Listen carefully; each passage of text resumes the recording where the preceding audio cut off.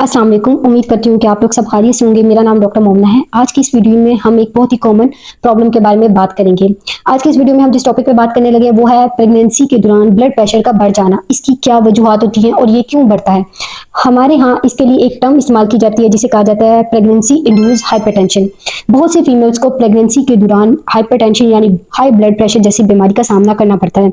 मेरी इस वीडियो को बनाने का मकसद ये था कि लोगों को हाई ब्लड प्रेशर, जो प्रेगनेंसी के दौरान ब्लड प्रेशर हाई हो जाता है, उसके रिगार्डिंग अवेयरनेस देना कि ये क्यों होता है और इसकी वजूहत क्या है। सबसे पहले मैं आपको ये बताऊंगी कि प्रेगनेंसी इंड्यूस्ड हाइपरटेंशन कहते किसको हैं। अगर आपका प्रेगनेंसी के दौरान स्पेशली 5वें महीने में या 5वें महीने के बाद अगर आपका blood pressure 135/85 millimetre of mercury से ज्यादा रहने लग जाता है तो इसे हम लेबल करते हैं प्रेगनेंसी इंड्यूस्ड हाइपरटेंशन, यानी हमल की वजह से ब्लड प्रेशर का हाई होना।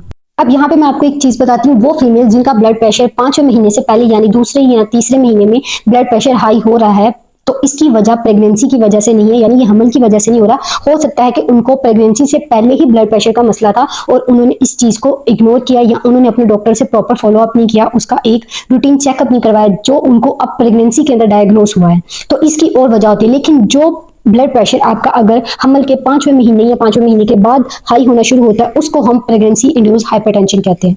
सबसे पहले मैं आपको ये बताऊंगी कि कौन सी ऐसी वजूहत है जिसकी वजह से आपको प्रेगनेंसी इंड्यूस्ड हाइपरटेंशन जैसी प्रॉब्लम का सामना करना पड़ता है, यानी हमल के दौरान ब्लड प्रेशर हाई होने की कौन सी वजूहत होती है। जो सबसे ज्यादा इंपॉर्टेंट है वो है आपकी लाइफस्टाइल और आपका वेट, यानी वजन और सेडेंट्री लाइफस्टाइल।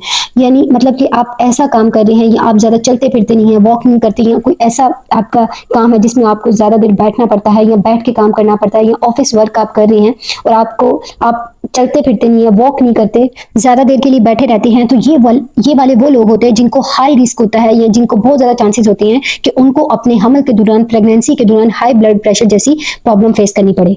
उसके अलावा वो लोग जिनका बीएमआई ज्यादा होता है, यानी जिनका वजन ज्यादा होता है, उनकी हाइट से ज्यादा उनका वजन होता है, और ऐसे लोग जो ओवरवेट होते हैं उनके अंदर बहुत ज्यादा चांसेस होते हैं, उनके अंदर हाई ब्लड प्रेशर होने के प्रेगनेंसी के दौरान रिस्क बढ़ जाते हैं। कुछ वार्निंग साइन के बारे में गाइड करते हैं।